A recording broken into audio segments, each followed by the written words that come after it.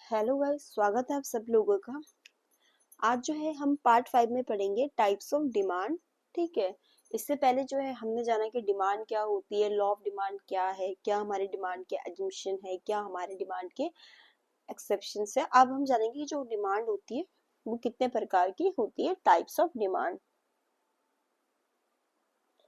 तो जो फर्स्ट आपका टाइप्स ऑफ डिमांड में आता है वो है आपका प्राइस डिमांड। प्राइस डिमांड से हमारा मतलब है, तो जो फर्स्ट है वो प्राइस डिमांड में से हमारा यही मतलब है कि इसका मतलब ये होता है कि क्या क्वांटिटी गुड्स एंड सर्विसेज की कंज्यूमर खरीदना चाहता है गिवन प्राइस पे। ठीक है, मतलब जब आपका डिमांड में चेंज क्यों होता है, प्राइस में अगर प्राइस उसको इन्फ्लुएंस करती है तो उसे हम कहते हैं प्राइस डिमांड। ठीक है, हम कह सकते हैं इसमें simple refers to change in the demand for goods and services due to change in the price of a commodity. ठीक है, अगर प्राइस आपका जैसे कोई कमोडिटी है, ब्रेड है, उसका प्राइस अगर गिरता है तो उसकी डिमांड इंक्रीज हो जाती है। ठीक है, वहीं पर अगर बढ़ेगा तो डिमांड कम हो जाएगी। ठीक है, तो जब जो डिमांड होती है कमोडिटी की वो किससे इन्फ्लुएंस होती है, आपके प्राइस से, तो उसको हम क्या कहते हैं, प्राइस डिमांड। सेकंड है आपका इनकम डिमांड। जस्ट वही है कि जब हम जो डिमांड करते हैं गुड्स एंड सर्विसेज पे वो चेंज हो रहा है, किसके चेंज होने के कारण, आपके कंज्यूमर की इनकम में जब बदलाव हो रहा है उसके चेंज होने के कारण, तो उसे हम कहते हैं इनकम डिमांड।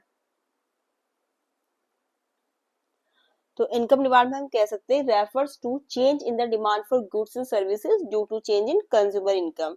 कि जब कंज्यूमर किसी प्रोडक्ट की जो क्वांटिटी डिमांड करता है उसमें चेंज किसके कारण हो रहा है, जब उसकी इनकम में चेंज हो रहा है।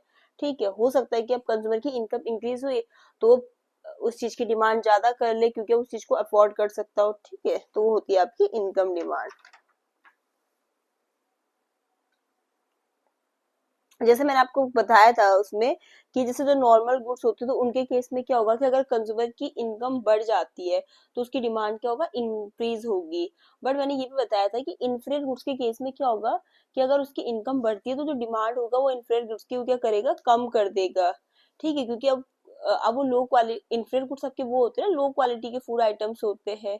ठीक है, तो वो उसकी जगह कुछ और खरीदना चाहेगा सब्सटीट्यूट, क्योंकि अब उस चीज को अफोर्ड कर सकता है। तो नॉर्मल गुड्स के केस में क्या होगा, डिमांड इंक्रीज होगी अगर आपकी इनकम राइज होती है। जैसे एग्जांपल हो गया आपके ब्रांडेड क्लोथ्स वगैरह। इन्फ्लेटेड गुड्स के केस में क्या होगा, डिमांड डिक्रीज होगी क्योंकि अगर कंज्यूमर की इनकम बढ़ती है, क्यों, क्योंकि अब वो कुछ और उसकी जगह सब्सटीट्यूट लेगा। ठीक है, अब इन्फ्लेटेड गुड्स क्यों लेगा वो, इस तरीके से। थर्ड है आपकी क्रॉस डिमांड। इसमें होता है कि आपका जो डिमांड है प्रोडक्ट की वो किससे इन्फ्लुएंस होती है, आपके रिलेटेड गुड्स के प्राइस से।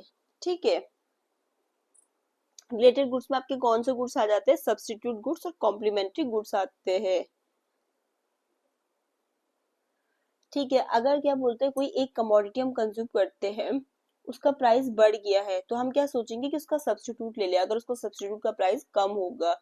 ठीक है, तो जैसे एग्जांपल के लिए टी कॉफी है, समझ लो कि आपका कॉफी है, उसका प्राइस, आप कॉफी कंज्यूम करते हो, कॉफी का प्राइस बढ़ गया और टी का प्राइस कम है, तो आप उसके सब्स्टिट्यूट में क्या लोगे, कॉफी की जगह आप टी कंज्यूम करोगे। ठीक है, तो ये आ जाता है आपका क्रॉस डिमांड में। दूसरा कॉम्प्लीमेंट्री गुड्स आ जाता है। कॉम्प्लीमेंट्री गुड्स वो होते हैं जो एक दूसरे को पूरक होते हैं, कंप्लीट करते हैं, मतलब दोनों को सब साथ में यूज किया जाएगा तब वो चीज कंज्यूम होती है। फॉर एग्जाम्पल के लिए आपका कार और फ्यूल होगा। भाई कार आपके फ्यूल के बिना तो किसी काम की नहीं होगी, जिसमें फ्यूल डलेगा, पेट्रोल डीजल जो भी, तभी तो चलेगी ना। तो ये होते हैं आपके कॉम्प्लीमेंट्री गुड्स। इनके केस में क्या होगा, अगर किसी एक कमोडिटी का प्राइस मतलब एक का बढ़ जाता है तो उससे क्या होगा, डिक्रीज होगी डिमांड दूसरे कॉम्प्लीमेंट्री गुड्स की। ठीक है, तो इसमें क्या होगा, increase in the price of one good, decrease the demand for its complement. ठीक है, आपके कॉम्प्लीमेंट्री गुड्स के केस में। फिर आता है आपका इंडिविजुअल डिमांड।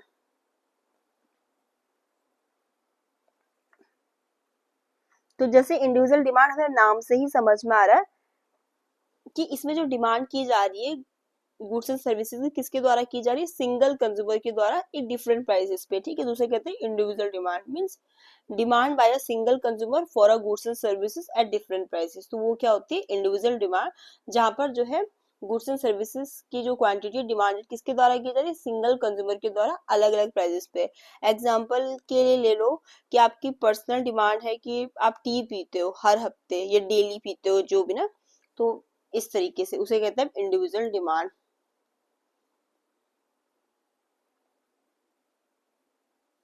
तो जो मार्केट डिमांड है वो आपका जस्ट इंडिविजुअल डिमांड का क्या है, अपोजिट है। हम इंडिविजुअल डिमांड में सिंगल कंज्यूमर लेकर चल रहे हैं ना, बट मार्केट डिमांड में क्या है, आपकी टोटल डिमांड आ जाती है। हम मार्केट डिमांड को क्या कह सकते हैं, it is a sum of individual demands, ठीक है। It is the sum of individual demand, जहां आपकी इंडिविजुअल डिमांड में एक सिंगल पर्सन जो है डिमांड कर रहा था गुड्स एंड सर्विसेज के अलग अलग प्राइस पे, वहीं पे मार्केट डिमांड में हम टोटल डिमांड की बात कर रहे हैं by all the consumer in the market for a goods at different prices, ठीक है। तो ये सम है आपका इंडिविजुअल डिमांड का। फिर हम देखेंगे कि आपकी डायरेक्ट डिमांड क्या होती है। तो देखो, जो आपकी डायरेक्ट डिमांड होती है, ये आपकी जस्ट डिमांड होती है गुड्स एंड सर्विसेज की, जो सेटिस्फाई करती है कंज्यूमर के नीड्स को डायरेक्टली, ठीक है, जो डायरेक्टली कंज्यूमर की नीड्स को सेटिस्फाई कर रहा है, जैसे खाना हो गया, कपड़े हो गए, शेल्टर हो गया, ठीक है। तो ये हमारी डायरेक्टली कंज्यूमर की नीड्स को वो कर रही है ना, तो ये क्या हो गया हमारी, इसे कहते हैं डायरेक्ट डिमांड। अब डिराइव डिमांड, नाम से ही समझ में आ रहा है कि डिमांड कर रहे हैं हम ऐसे गुड्स की जो किससे अराइज हुआ है, डिमांड फ्रॉम अनदर गुड्स, ठीक है। अब जैसे हम एग्जाम्पल के लिए ऐसे एग्जाम्पल से इसको समझते हैं, जैसे हमने डेफिनेशन से सोचा कि ड्राइव डिमांड, डायरेक्ट डिमांड में हमने पढ़ा था कि आपका डिमांड कर रहे हैं हम ऐसे गुड्स एंड सर्विसेज की जो डायरेक्टली कंज्यूमर की नीड्स को पूरा कर रहे हैं, जैसे कोई भी फाइनल गुड्स हो गया, जैसे फूड्स हो गया, कपड़े हो गया, शेल्टर हो गया। बट डिराइव डिमांड में हमने कहा कि ये गुड्स की डिमांड क्या होती है, दूसरे गुड्स पे निर्भर होती है, डिमांड इन गुड्स की अराइजेस होती है दूसरे गुड्स की डिमांड से। एग्जाम्पल, हम डिमांड कर रहे हैं लेबर की या रॉ मटेरियल की, तो किस पे डिपेंड करती है, जो हम फाइनल प्रोडक्ट यूज करते हैं उसको, उसी के लिए तो रॉ मटेरियल चाहिए, तो वो क्या कहलाती है, आपकी डिराइव डिमांड। जैसे हमने रॉ मटेरियल में मान लिया कि जो स्टील है, इसकी डिराइव डिमांड हम कह सकते हैं, क्योंकि स्टील का हम यूज कर रहे हैं कार बनाने में, जो फाइनल प्रोडक्ट है, या कंस्ट्रक्शन में, तो स्टील की डिमांड दूसरे पे निर्भर करती थी।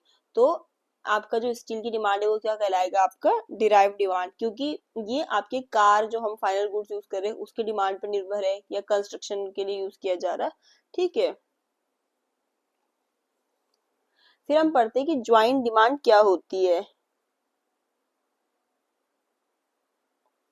तो यहाँ पर ज्वाइंट डिमांड में क्या होता है कि जब हम डिमांड करते हैं दो या अधिक, दो से अधिक गुड्स का एक साथ, क्योंकि इनको हम साथ में यूज करते हैं अपनी नीड को सेटिस्फाई करने के लिए, ठीक है। तो जैसे कार और फ्यूल, ये आपकी ज्वाइंट डिमांड होगी, इनकी डिमांड हम साथ में करेंगे, ठीक है। जैसे प्रिंटर और इंक, ठीक है, क्योंकि ये दोनों साथ में हमारी जो यूज करेंगे इनको अपनी डिमांड को हम सेटिस्फाई करने के लिए, तो उसे हम कहते हैं ज्वाइंट डिमांड। तो ज्वाइंट डिमांड में आपके कौन से गुड्स आ जाते हैं, आपके कॉम्प्लीमेंट्री गुड्स जो हम साथ में यूज करते हैं, जैसे पेन, इंक, कार, पेट्रोल, ठीक है। कॉम्प्लीमेंट्री गुड्स, दिन दो या दो से अधिक गुड्स की जब हम डिमांड करते हैं साथ में, ताकि हम इनको साथ में यूज करके अपने नीड्स को सेटिस्फाई कर सके। एग्जाम्पल में हमने ले लिया इसमें कार और आपका फ्यूल हो गया, पेन एंड इंक, ठीक है, ये हो गया आपका ज्वाइंट डिमांड। कंपोजिट डिमांड, ऐसे गुड्स की डिमांड हम कर रहे हैं जिसका हम यूज करते हैं मल्टीपल पर्पस के लिए, ठीक है। कंपोजिट डिमांड में क्या आ जाती है, demand for goods that is use for multiple purpose, ठीक है, जिसे हम बहुत सारे पर्पस के लिए यूज करते हैं।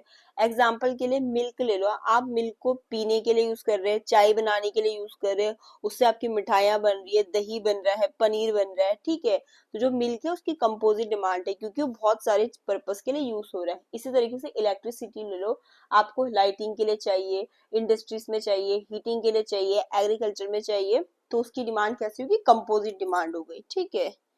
अब हम आ जाते हैं सीजनल डिमांड पे। तो देखो, नाम से समझ में आ रहा है